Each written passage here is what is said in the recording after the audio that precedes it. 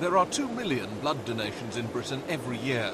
So far, no one has contracted AIDS as a result of receiving transfusions of whole British donated blood.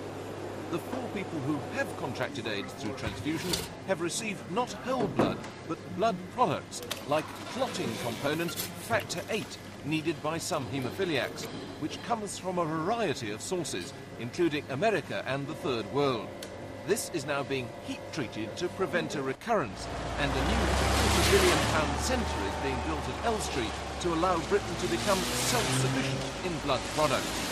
In addition, the blood transfusion service has tried to cut the risks itself. People have been asked not to donate if they're either drug addicts or homosexuals, and in some areas the number of people donating blood has gone down by as much as 10%. But for complete safety, the transfusion service needs a foolproof test to check that each donation of blood is free of the disease. The LITTON Bionetics company of Beverly Hills says it's developed such a test. It involves dropping metal beads coated with an inactive AIDS virus into wells containing blood samples. After incubation, if any of the wells turn green, scientists will know the blood is contaminated. The DHSS says it's too soon to institute a testing system nationwide in Britain. It's not yet convinced any test is foolproof.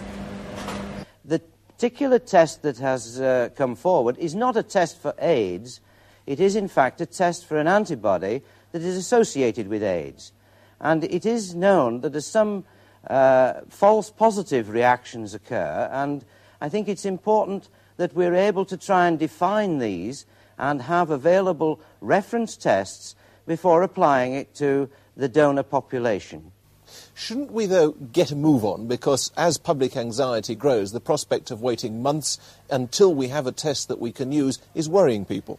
Well, I think things are moving as quickly as we can. The test samples will be available fairly soon within the transfusion service. And as soon as that occurs, we will, in fact, begin the evaluation of the various systems. In America, the problem is much greater, partly because of the much larger homosexual population, and partly because down-and-out drug addicts are attracted by the fact that blood donations are paid for.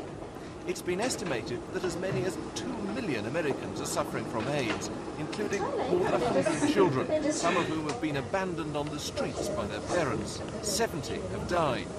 As a result, the hunt for both a cure and a way of picking out contaminated blood has been that much more intense, and today America's best hopes are concentrated here at the Atlanta Center for Disease Control. The discoveries made here will have profound implications both for the control of the disease and for the protection of the blood transfusion service in Britain. Okay, notice. Happy with that?